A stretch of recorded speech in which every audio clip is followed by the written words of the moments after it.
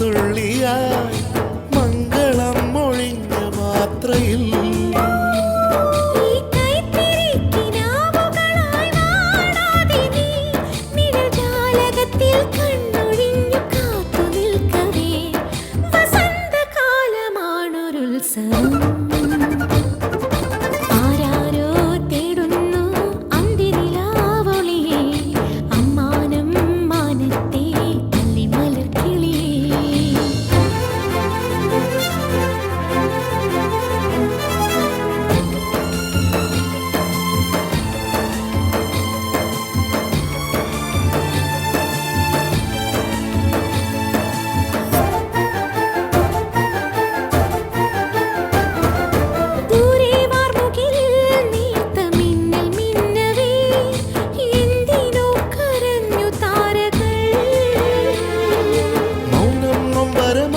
നെഞ്ചിൽ ചാഞ്ഞുറങ്ങവേ പൂപൊഴിഞ്ഞു വീണു പാട്ടുകൾ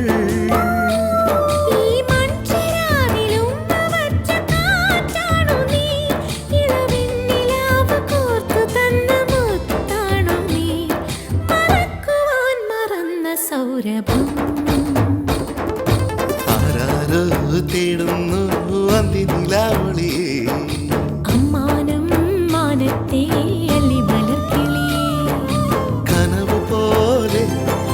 കവിത പോലെ കടൽ പോലെ കാറ്റു പോലെ ഓർമ്മയിൽ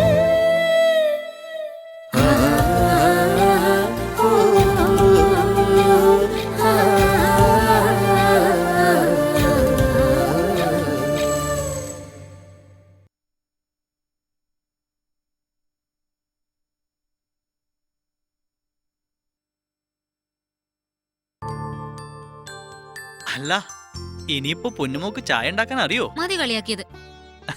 പൊന്നുമോൻ ചെല്ലേ, ചായയായിട്ട് ഞാനിപ്പോ വരാം. ഓ, അപ്പോഴേക്കും ഞാനൊന്ന് ഫ്രഷ് ആവാം. ഉം. പിന്നെ പാല് ഫ്രിഡ്ജിനകത്ത് ഉണ്ടാവും. ഉം. ഓക്കെ. ആ.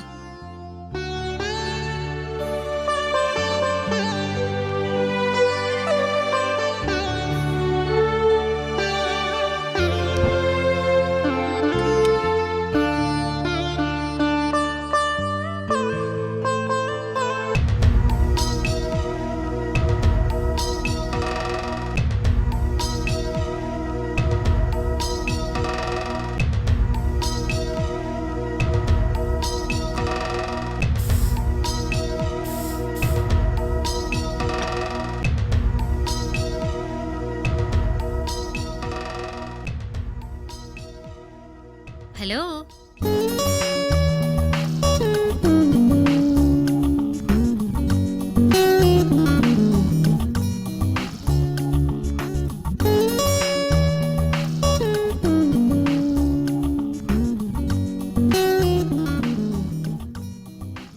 ചായ റെഡി. ഇങ്ങകത്തോട്ട് വാ.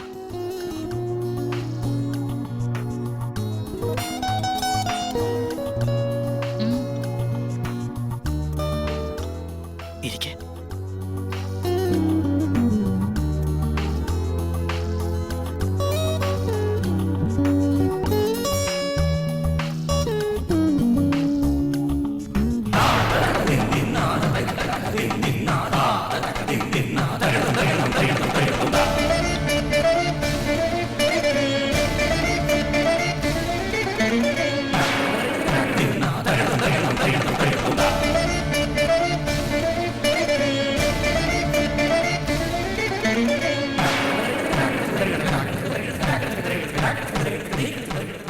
ചായ എങ്ങനെയുണ്ട്? സൂപ്പർ.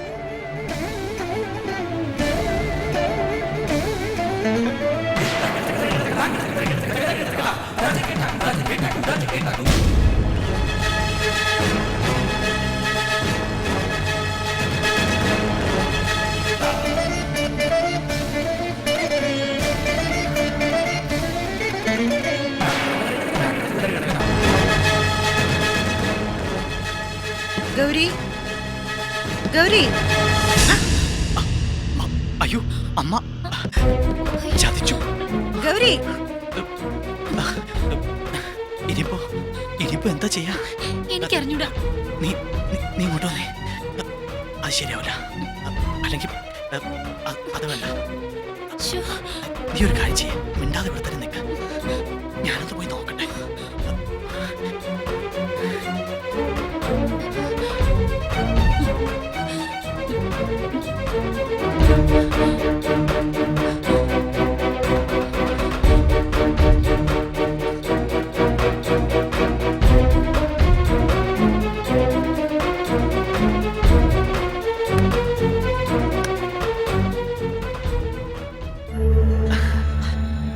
അല്ല, അമ്മ എന്താ നേരത്തെ? കാലത്തിറങ്ങിയപ്പോ കണി കണ്ടത് ആശ്രീകരത്തിനെയാ. അപ്പ തീർച്ചയാക്കി ഇന്നത്തെ കാര്യം പോക്കാണെന്ന്. അല്ല, എന്തു പറ്റി? ഇനി എന്ത് പറ്റാനാ? വഴിതടയിൽ ലാത്തി ചാർജും, റോഡ് മുഴുവൻ ബ്ലോക്കാ. മുഹൂർത്തം തെറ്റിയിട്ട് പിന്നെ പോയിട്ടെന്താ? ആ, ആ, ആ.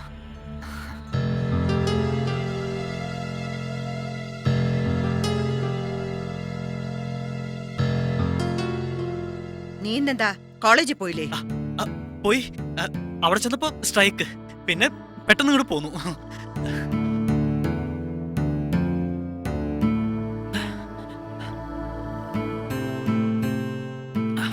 നിനക്കെന്താ പതിവില്ലാത്തൊരു പരവേശം? ഏയ്, വല്ലാത്ത ചൂട്. കറണ്ട് ഇപ്പഴാ വന്നേ. നീ വല്ലതും കഴിച്ചോ? ഏയ് ഇല്ല. ഞാൻ ഡ്രസ് മാറിയിട്ട് വരാം. ആ.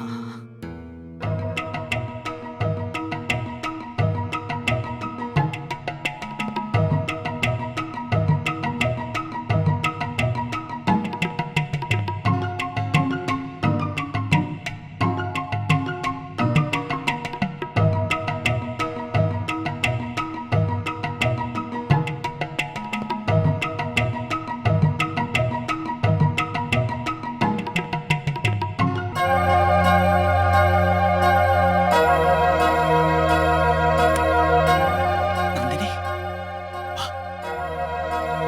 പതുക്കെ.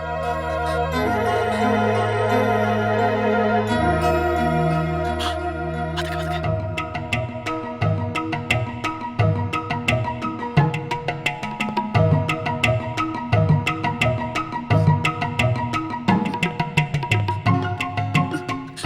എന്റെ പേഴ്സ് ഓ, എവിടെയാ വച്ചേ? കിച്ചണില്. ആ, നീ നീ ഇങ്ങോട്ട് മാറിയേക്ക്.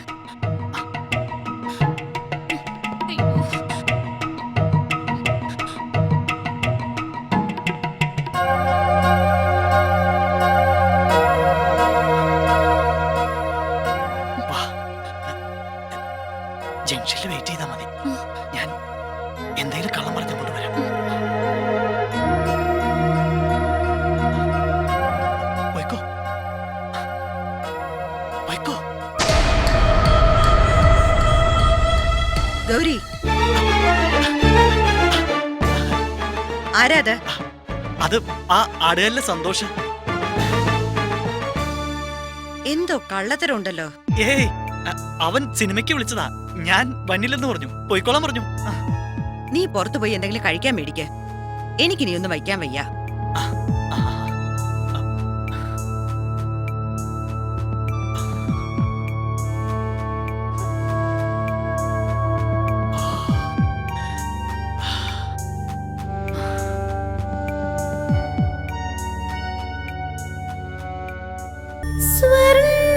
സ്വർണ്ണമയൂരം സ്വർണ്ണമയൂരം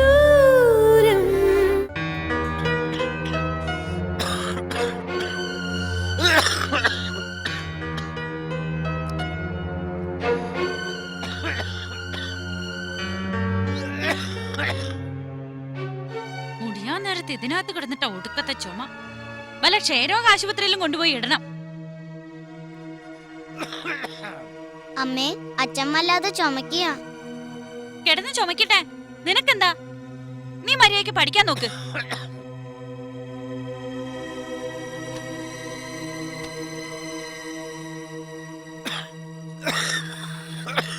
എന്താ അച്ഛാ?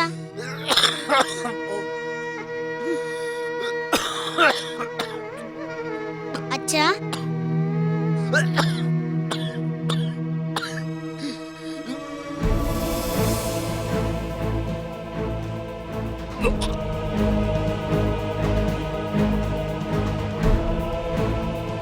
അയ്യോ അച്ഛാ ചോര. അയ്യോ ചിറ്റേ ചിറ്റേ ചിറ്റേ ചിറ്റേ ചിറ്റേ.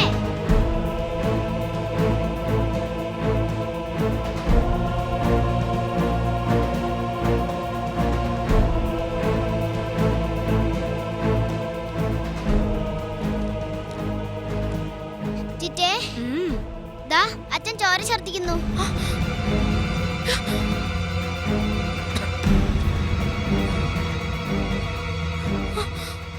എന്താ ഗോപ, ചോര ഛർദിച്ചെന്ന് മോള് പറഞ്ഞു. അത് വേറൊന്നും ആയിരിക്കില്ല, ചുമച്ച് ചുമച്ച് തൊണ്ട പൊട്ടിയിട്ടായിരിക്കും. മോളെ ഒരു പാത്രത്തിൽ വെള്ളം എടുത്തുണ്ടോ പോ. ഇങ്ങനെ വെച്ചോണ്ടിരുന്ന എങ്ങനെ? നമുക്ക് ആശുപത്രി പോവാം. ഒന്നും വേണ്ട, ഇങ്ങനെ അങ്ങ് പെട്ടെന്ന് തീരെങ്കിൽ അതാ നല്ലത്. ആർക്കും വേണ്ടാത്ത ജീവിതം ഞാനെന്തൊരു കാത്തു സൂക്ഷിക്കണം. എന്താ അങ്ങനെയൊന്നും പറയരുത്. നമുക്ക് എത്രയും പെട്ടെന്ന് നല്ലൊരു ഡോക്ടറെ കാണണം. പലതവണ കണ്ടതല്ലേ, അവര് വിധിയെഴുത്തും കഴിഞ്ഞു, ഇനി അത് ആയുസില്ലാന്ന്. പിന്നെന്തിനാ വീണ്ടും ഒരു ശ്രമം? അങ്ങനെയൊന്നും പറഞ്ഞിട്ട് കാര്യമില്ല. ഒരു ഡോക്ടർ പറഞ്ഞത് മാത്രം വിശ്വസിച്ച് നമ്മുടെ ആയുസിനെ നമ്മൾ കുരുതി കൊടുക്കണോ? ഒരു സെക്കൻഡ് ഒപ്പീനിയൻ എപ്പോഴും നല്ലതാ. ചിറ്റേ എത്രയും വേഗം ഒരു ഡോക്ടറെ കാണിച്ചേ പറ്റൂ. ഒന്നും വേണ്ട. വേണോ അച്ഛാ? നല്ലൊരു ഡോക്ടറെ പോയി കാണണം. അച്ഛന് വല്ലതും വന്നാ പിന്നെ അമ്മുക്കുട്ടിക്ക് ആരാ? ചിറ്റേ നമുക്ക് അച്ഛനെ ഡോക്ടറെ അടുത്ത് കൊണ്ടുപോവാം. കൊണ്ടുപോവാം. അച്ഛന്റെ അസുഖമൊക്കെ നമുക്ക് ചികിത്സിച്ച് ഭേദാക്കാം. ചിറ്റയില്ലേ എന്തിനും. മോൾ കരയാതിരിക്കാൻ. കരയില്ലേ അമ്മ? അമ്മക്കുട്ടി പേടിക്കണ്ട, അച്ഛനൊന്നും സംഭവിക്കില്ല. മോൾക്ക് ഈ അച്ഛനില്ലേ?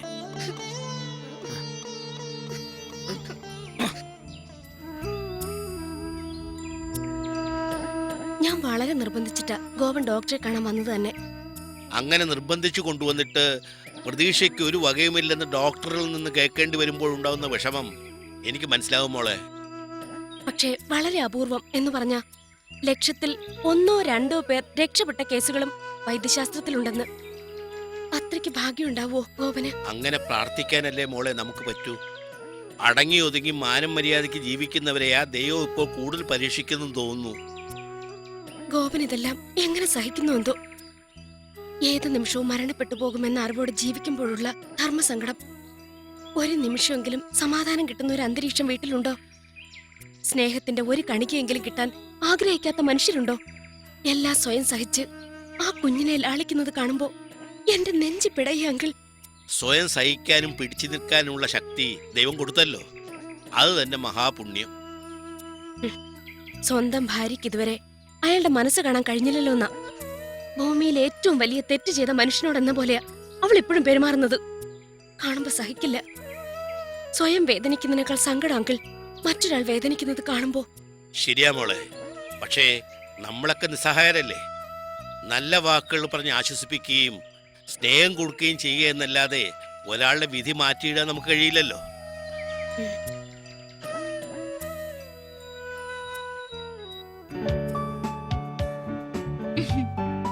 ദേ അങ്ങോട്ട് നോക്കി.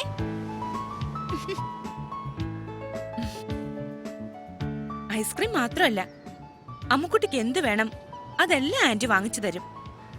എന്തൊക്കെയാ ഇഷ്ടമെന്ന് ആന്റിയോട് പറയണം. പറയാൻ മടിച്ച ആന്റി എങ്ങനെ അറിയാ? എന്തായാലും പെണ്ണിന് ആന്റിയെ ഭയങ്കര കാര്യമായിട്ടുണ്ട്. കഴിഞ്ഞ ജന്മത്തിൽ ആന്റിയുടെ മോളായിരുന്നു ആവോ. എന്താ ഈ ജന്മത്തിൽ തന്നെ ആയിക്കൂടെ? അമ്മു എന്റെ മോള് തന്നെയാ. ഇന്ദുവിന്റെ കുഞ്ഞ് എന്റെ കുഞ്ഞല്ലേ, അല്ലേ അമ്മു? നമ്മൾ എങ്ങനെ സ്നേഹിക്കുന്നു അതുപോലെ ആയിരിക്കും കുഞ്ഞുങ്ങൾ നമ്മളെ സ്നേഹിക്കുക. അമ്മുവിനെ കണ്ടപ്പോ തന്നെ എന്തോ വല്ലാത്തൊരു സ്നേഹം അടുപ്പോ എനിക്ക് തോന്നി. പറഞ്ഞു പറഞ്ഞ് അമ്മയെ വേണ്ടാന്ന് വെച്ച് ആന്റിയുടെ ഒപ്പം പോവോ നീ? എനിക്ക് അമ്മയും വേണം ആന്റിയും വേണം. മിടുക്കി. മോൾ എന്താന്ന് വെച്ചാ വാങ്ങി കഴിച്ചോ, ഞങ്ങളിതാ അവിടെ ഉണ്ടാവും. കുഞ്ഞുമോനെ, മോൾക്ക് എന്താന്ന് വെച്ചാ കൊടുക്കണേ. വാ ഇന്ദു.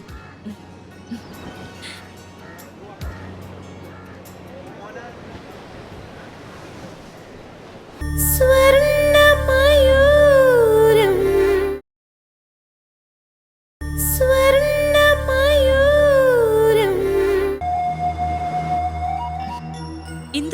ചെയ്തവളാ. ഇന്ദുവിനെ സ്നേഹിക്കാൻ ഒരു കുഞ്ഞുണ്ട്, ഭർത്താവുണ്ട്. എനിക്കെന്തുണ്ട്? ഒരു കുഞ്ഞ്. അത് വെറും സ്വപ്നം മാത്ര. പിന്നെ എന്നെ താലി അണിയിച്ച ആ മനുഷ്യൻ, അയാളും ഇന്ന് എന്നോടൊപ്പം ഇല്ല. എന്താ മരിച്ചുപോയോ? എങ്കിൽ ഞാൻ സമാധാനിച്ചേനെ. എന്റെ മനസ്സിൽ മരിച്ചതിന് തുല്യ മറ്റൊരുത്തിയോടൊപ്പം കടപ്പറ പങ്കിട്ട് മറ്റൊരിടത്ത് ജീവിക്കുന്നു.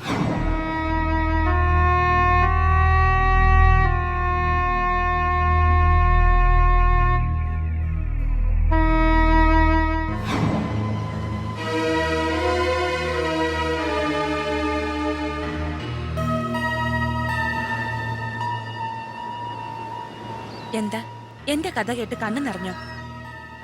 എന്റെയും ജീവിതം മറിച്ചല്ല.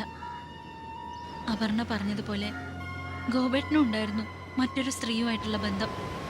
വിവാഹത്തിന് ശേഷം ഞാനത് അറിഞ്ഞത്. ആ സ്ത്രീ ഇപ്പോ അറിഞ്ഞൂടാ. എന്നെ പിരിഞ്ഞ് അവരോടൊപ്പമായിരുന്നു. പിന്നെ ഈ അടുത്ത കാലത്താ തിരിച്ചു വന്നത്. അമ്മുക്കുട്ടിക്ക് വലിയ ജീവന അച്ഛനെ. പക്ഷേ എന്റെ മനസ്സിൽ അപർണ പറഞ്ഞ പോലെ അയാൾ മരിച്ചതിന് തുല്യ. അത്രയ്ക്ക് വെറുത്തു ഞാൻ. ദേവദാസിയോടൊപ്പം ജീവിച്ചിട്ട് ഒടുവിൽ അവൾ ഉപേക്ഷിക്കുമ്പോ തിരികെ വന്നാൽ സ്വീകരിക്കാൻ നമ്മൾ കണ്ണകി ദേവിയുടെ പുനരവതാരമൊന്നും അല്ലല്ലോ, വെറും സ്ത്രീകളല്ലേ. വേണ്ട ഇന്ദു, പോട്ടെ അവന്മാര്, എവിടെയെങ്കിലും പോയി തൊലയട്ടെ. സ്ത്രീ പുരുഷന്റെ അടിമയാണെന്ന് പറഞ്ഞ മനുസ്മൃതിയെ പോലും മനസ്സുകൊണ്ട് ചുട്ടരിച്ചവളാ ഈ അപർണ. തോറ്റു കൊടുക്കരുത് നമ്മള്. സ്ത്രീ പ്രസവിക്കാനുള്ള യന്ത്രം മാത്രമല്ല, അതിനപ്പുറം എന്തൊക്കെയോ ആണ്. അത് നമ്മൾ അവന്മാർക്ക് തെളിയിച്ചു കൊടുക്കണം. അതിനാദ്യം വേണ്ടത് സ്വന്തം കാലിൽ നിൽക്കാനുള്ള കഴിവ്, തന്റെ ഇടം. എന്നെപ്പോലെ ഇന്ദുവിന് അത് ഉണ്ടാവണം. ഉണ്ടാകും. അത് ഞാൻ ഉണ്ടാക്കിത്തരും. അമ്മുക്കുട്ടിയുടെ സ്വപ്നങ്ങളും ആഗ്രഹങ്ങളും നമുക്ക് സാധിച്ചു കൊടുക്കണ്ടേ? അവൾക്ക് നല്ലൊരു ജീവിതം ഉണ്ടാവണ്ടേ? ഇന്ദുവിന് ജീവിക്കണ്ടേ? അതിനൊരു തൊഴിലാണ് ആവശ്യം. ഇന്ദുവിന് താല്പര്യമാണെങ്കിൽ അതിനുവേണ്ടി ഞാൻ ശ്രമിക്കാം.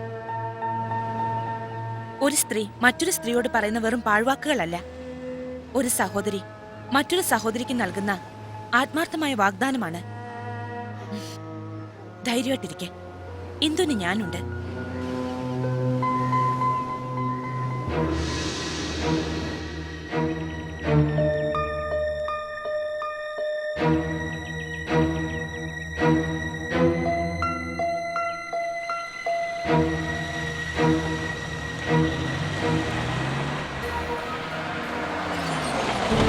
അച്ഛാ, ഈ ആന്റി എനിക്ക് ഐസ്ക്രീം വാങ്ങിച്ചു.